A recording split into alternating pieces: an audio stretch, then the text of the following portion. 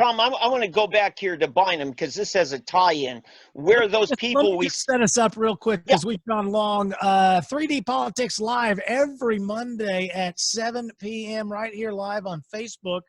3D Politics Live with Tommy McKay, your fantastic host, David Oldham from SoonerPolitics.org, and David Van with ConstitutionalGrounds.com. You can find a lot of information from both those sites, ConstitutionalGrounds.com and SoonerPolitics.org. Catch me at Tommy McKay on Facebook and Twitter. And so tie us into the GT Bynum because I've got some stuff I want to say about that also. Yeah. Okay, now G.T. Bynum's office was very much involved in a Black Lives Matter rally that was over there on the north side of the downtown loop around, north side of downtown. And it was in a field there. I listened to the people organize it. My daughter and her husband went to it, okay? And there were 2 underpasses to get to Guthrie Green at each end of that block.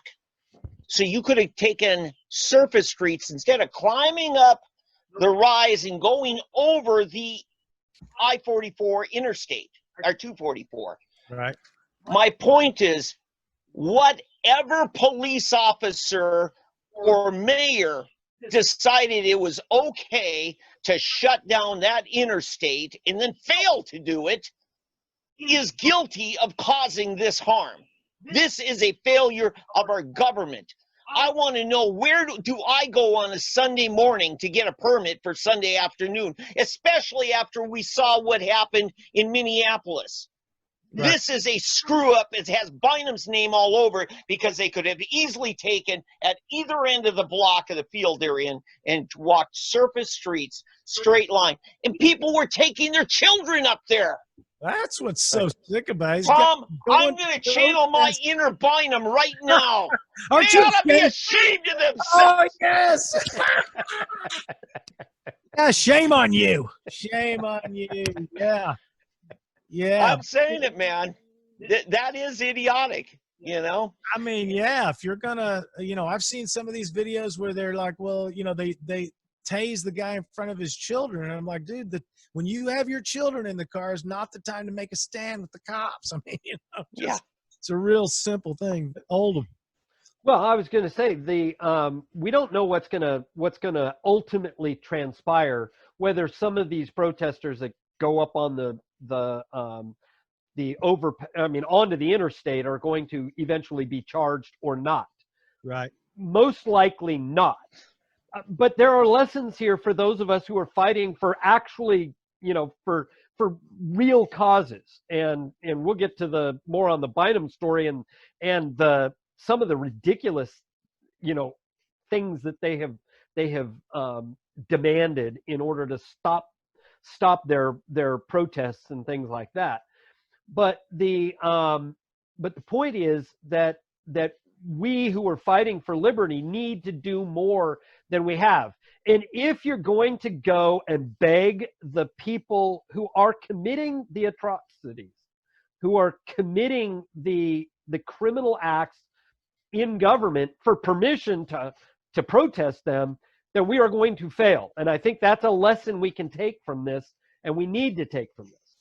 There's a lot of people that I have are connected with on Facebook and such that are GT fans, and of course they just couldn't understand why all this time I would oppose all this collectivism and such. And then today, when GT met with the hashtag We Can't Breathe Black activists, or whatever they're called, the Black Lives Matter, whatever the group is, there's a 30-some-odd minute meeting that I posted to the 3D Politics Facebook page. Of Mayor Bynum and the police chief with the grievances. It's what Van talks about all the time, proper grievances. And did you notice that they were not socially distanced or wearing masks? Well, let's just say they were quasi distances by about 3 feet. So my point is that I watched the entire meeting, and I got hats off to Cassia Hall. You can really see their training coming through in our mayor. He was able to listen to all sides, and in about 30 minutes, instead of making this meeting go on and on and on with no conclusion, he was able to say, look, here is a statement that I have written down that I think it's a consensus statement that he thought he could get behind. And he read it. And it was brilliant, because what he did was he took everything they were worried about and fixed what he could at the moment while still preserving of what he wanted to preserve. He was struggling for transparency is what he wanted. He doesn't want to shut down live PD because it creates a transparency. It lets us see. But the hashtag We Can't Breathe people actually brought up a good point. That these people sign waivers. It's an advertiser-driven market. These victims of these crimes, sometimes they're not found guilty later. They sign waivers under duress for their footage. And this is exploitation. I think that's actually a pretty good point. So what I thought GT made an excellent statement. He says, we're going to end the perceived exploitation through the live PD, but maintain the transparency of the Tulsa police through a YouTube nonprofit, which I got problems with nonprofit. That's a whole nother thing, but basically not a profit oriented business. So where Tom, is this what you're showing? Yeah, I here? shared that. Yeah. Okay, so folks, you can go to 3D Politics on Facebook and pull up that video. That's this afternoon. I just What want does to it say? It's 30 minutes long, and this could have easily gone on and on and on and on and on with all the platitudes and all the discussions. But at one point, you can see GT, and I noticed this about him when I debated him. All of a sudden, he kicks in and starts writing stuff down because he's solidified something. And, yes. And he started writing down his mission statement. And when I congratulated him on it, everybody I knew switched around and said, I hate him now. I mean, now I'm like, everybody's like, whoa. So I'm like literally proud of our mayor. I thought he did an excellent job. He showed some of that debate training that happens at Cassia Hall, where he summed up what was the pertinent rubber meets the road stuff. He met Regina Goodwin, who is just an unpleasant person to sit and talk to, and yet she has her sharp edge for her reasons. And he took her issues, and I think she made some fairly valid points. But I thought our mayor did a fantastic job today. I was surprised and amazed and glad to give him a pat on the back for such a grab. I think he did a much better job than I could have. Yeah, no, I'm sorry, David. No, I was going to say, but he's back to wanting more unconstitutional stuff to deflect from him and his responsibility as mayor. So for the viewers, one of the things that he wanted, one was, well, let's go ahead and end the live PD. And frankly, live PD, everybody knows that on live PD night when they're out, used to be Friday night. Now it's almost every night. But it used to be Friday nights because they had the cameras out. The cops acted differently with the cameras, and so that was a problem to the community. They were actually the cops were actually a menace to the community, and so that is legitimate. Same thing with the protesters. The cameras come out, they act differently, and they're a menace. Oh yes, oh yes, and you'll notice that they only come out, at live what's it called? Press time or whatever, when they can go live. And it doesn't much matter the other times. The other thing is, though, that one of the things that he found consensus with was to restart the push for the police commission. Now, I would not mind with that. The review board, the review board, yes. Yeah. Now, the problem is that I would not have a problem with that, except that he is responsible for maintaining the constitutionality of the police force. Exactly. And all he wants to do is deflect, just as he has done with COVID. He's pointed to the governor. The governor points to the CDC. Everybody's pointing somewhere else. The CDC points to the science and to the scientists. nobody is taking responsibility for their responsibility. Hey, if an unconstitutional act happens, just like in Minneapolis, a cop murders a man. Yes. It is time to deal with it right then and there. The cop needs to be dealt with and brought to justice. GT is unwilling to do so, so he wants to put in another review board, another layer that he can then say, look, it's not about what I want to do. Yeah. There's other people, and that way he will never be actually held accountable. And that's This- that flexing on his point is much like Trump, and that's nothing but a populist move. He wouldn't do it except for there's pressure from the populace, and that's okay. Listen, man? Jacob Fry, mayor of Minneapolis, who I do not think highly of at all, took the lead and fired this cop within hours, less than 24 hours. This guy was fired, and now he's in jail. He's charged. He's on suicide watch. So how do you do that with the review board as part of the official process? So if you're talking, yeah, well, somebody wanted to answer that because you just lit me up on the white privilege comment, the concept. Because when you start talking about white privilege and who's going to be held accountable, how can we hold this white cop accountable? How can we forget the race for a second? Yeah. How can we hold a low-level cop accountable when you can't hold Hillary Clinton accountable for high-level crimes? Yeah. The white privilege happens at the top, not at the low-level cop. Yeah. The reason people are ticked off because we're not enforcing the law against the high-level criminals. Hillary Clinton, Bill Clinton, and it crosses over the race card with Eric Holder. When is he ever going to pay the price? Well, does anybody remember Vince Foster? Who paid the price for that? That is the white privilege that everybody's ticked off about, and they're letting the rioters are taking it out on the proletariat. Yep. Right. Well, there's a plan, there's a reason for that, and that goes beyond any claim of injustice. Remember that this was a planned event looking for a trigger. Okay? These things are planned. Remember that the agitators are Antifa, not necessarily the Black Lives Matter folks. There have been legitimate, peaceful protests, and then the illegitimate stuff comes from others who have come in and pre-planned this stuff, because this stuff is everywhere around the country, and it's not like they've just sprung up on at the spur of the moment.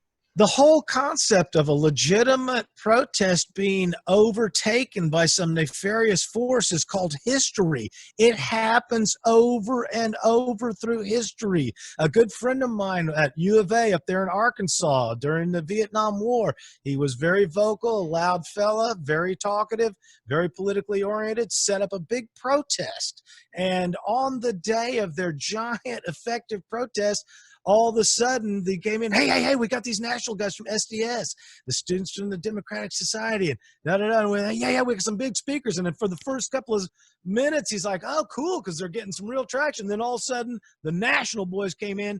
His whole event was taken over University of Arkansas, and he was you ever saw Animal Farm when the dean tells the boys, and I'm reporting you to your draft board sergeant? That is exactly what happened to my buddy the next day. He was drafted. He was gone to the war. And so this is what happens historically is they override these legitimate gatherings. And this is exactly what they've been doing. They set up pallets of bricks in Dallas ahead of time. They set up pallets of bricks in Seattle ahead of time. And the boys walk Fayetteville, in North Carolina. They pressured us down. This is a bigger plan than you might even think necessarily. They pressured us down for 90 days and then lit the fuse. And I mean, it is dangerous knowing that they have professional agitators out there. And what they want to do is get Trump to call martial law, which is what he's doing. And so they can say, you caused martial law. I mean, it's like it's a provocateur. That's all. Tom, I want to say it's 12 minutes after 8 right now. If you're watching us from Minneapolis tonight, I hope you're at home. I hope you're in a safe place or out in your backyard or even on your front porch. I think should be fine. And so anyway. Just beware. You might want to go inside while they march by, but it looked like somebody was going to pop his head right back out the door. Have your guess who's exempted from the curfew? The homeless. I just think we need to. Where would they go? We should sell a picnic Kevlar for backyard picnics. Yeah. Timing is No. on. Yeah. Well, and we had a just here in Oklahoma, we had a fellow blogger, citizen blogger who was beaten up. That's right. Just because he had a MAGA hat on. He was actually there in support of the protest, in support of protesting against the killing of George Floyd, and was down there and was talking to people about all of that. And some kid came up and grabbed his hat. He went back to get it and got jumped by about 5 or 6 guys and got beaten up, and was later posted a video of himself with a black and blue eye, almost swollen shut, and his face all bloodied up. So, and all over because he wore the wrong attire. This is my definition of bigotry and racist is that it is a forced group association that prioritized above the individual personhood. So they didn't care who he was or what he was saying. They saw the hat and they forced his association with everything they want to say is bad, which is the same way that George Floyd is losing his personhood the public loves his skin color more than they love his personhood. So we're losing the identity of the human. It's no longer a human. Now we're into the legend of the group. We're no longer talking about an individual. We're talking about the group. And so the real problem here is the collective. Collectivism. You call it what you want. Socialism, communism, fascism, whatever you want to call it, when it is the application of a forced group association that rises above in priority the individual personhood. You are no longer a person. You are associated with a group. It's amazing. There are some of us like, who is it? Rachel Dolezal. Her personhood was able to transcend her group. She was able to somehow cross over the group. Oklahoma City. Actually, I'm wrong about that. My condition still stands. Her group association overrode the reality of her demographic. They were able to say, look, here's how strong the group association is. We claim you are now forced into the black group. We will force associate you. It's the use of force is what it is. Van, what do you think about it? Am I rambling? I was trying to do a little bit of homework on what Oldham had to say. You guys want to watch Moto's see his nice little shiner and what he had to say about? You can put up a picture about it. We got some more stuff to talk about. Okay, let me just show you guys a real quick screen of it. We aren't going to play it, but this is Moto with the peaceful bunch down there, the peace-loving people who want to talk civil rights, and they were obviously not too concerned about his civil rights.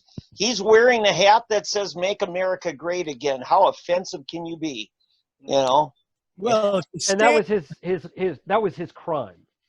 If you're standing in the highway, don't think you might not get hit by a truck, but you can't just go around wearing a hat. Yeah. So I talked to his legal counsel last night, and because I'm trying to figure out, why don't you go to the media with this? I don't know why he's handling things the way he is, but what happened was they stole his hat. He went to go get it. And that's when he was surrounded and ganged up on and beaten. And finally, he pulls his gun out. And then he faced a police investigation for him brandishing a gun. Right.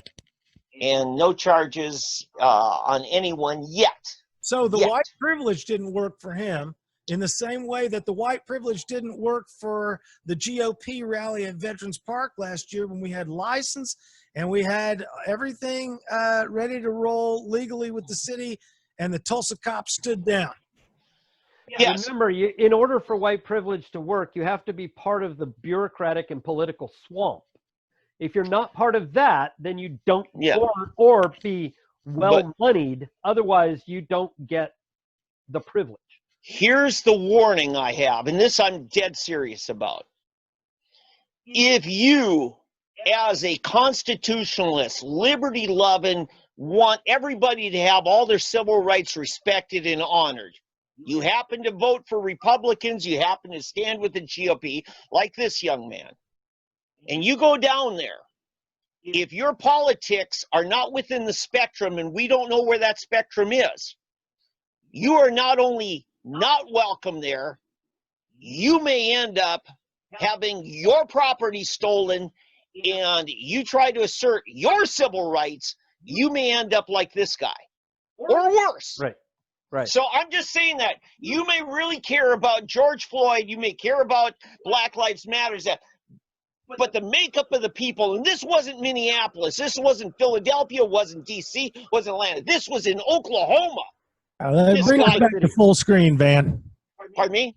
Bring us back to full screen. It's enough. Well, yeah, I'm making my point. I wanted people to actually see that face. Because and you did. And you did. And the thing is, they are, and Miles, what I was trying to say earlier, there is an egregious white privilege where Hillary Clinton is involved. It's huge. You look at a guy like Brian Epstein, and he goes around, and everybody knows it, and they say, okay, white privilege. You mean Jeffrey Epstein? Yeah, they knock Moto out, and they're thinking about this white privilege like Hillary Clinton, Bill Clinton. And they're so confused and useful as a ignorance that they don't know they're supporting the same people that are literally doing it to them. There's Candace Owens is beautifully showing people the reality in some of her statistics that she posts.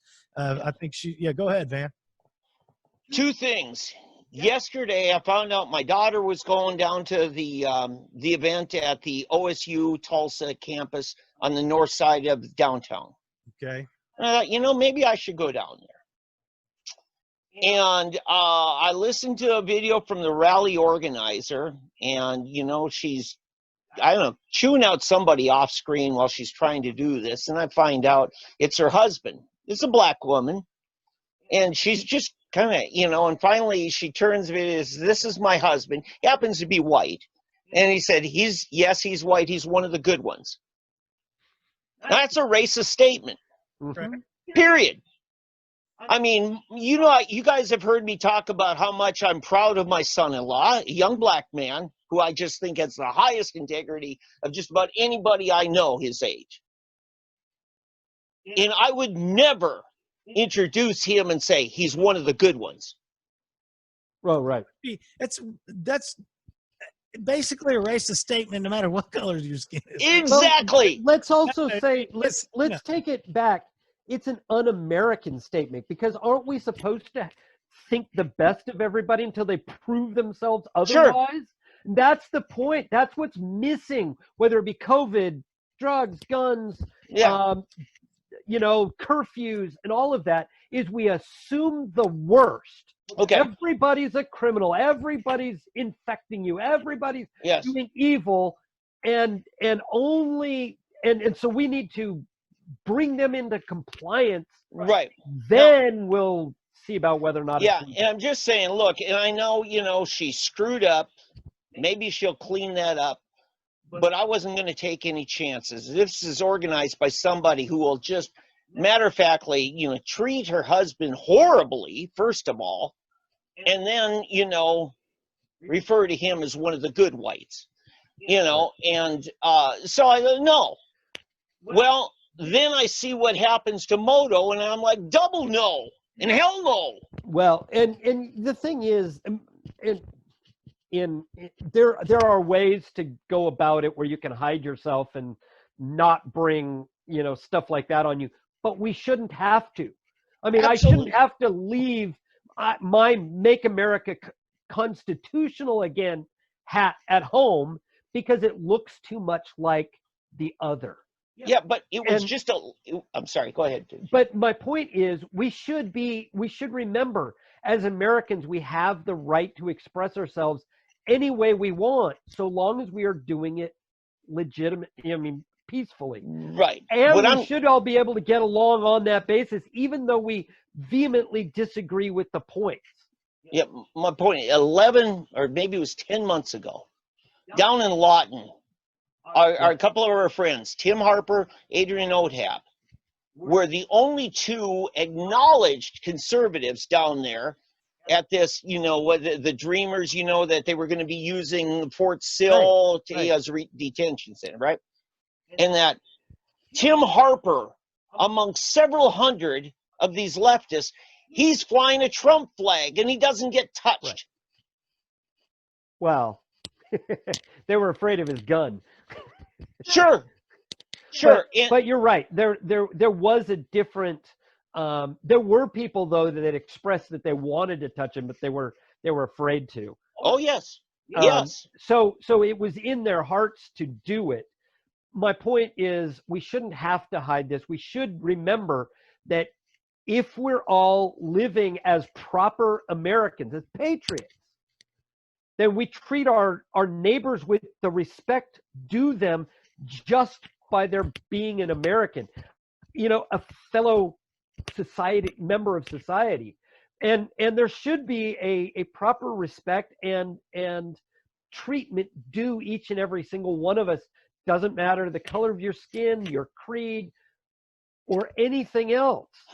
It should be that should be the way we treat people. Okay. Even though we disagree politically. Okay, I've been a civil rights activist on the issue of our humane treatment of mentally ill. All right. Mm-hmm. Most of the people that I've allied with are on the far left. And I wrote a pretty nice thesis to them where I said, look, for too long, the people on the left have been carrying the load by themselves. And this is a civil rights issue. And we should all be banding together, regardless of our other political differences. And I think this is no different. But there are people there who are intolerant. Of course. And that's what I'm saying. I'm shaming those people. The intolerance. He's talking about, man. Yes, the intolerance, even in their leadership, the outright bigoted statements in their leadership, the prejudice statements, I don't have confidence in them. So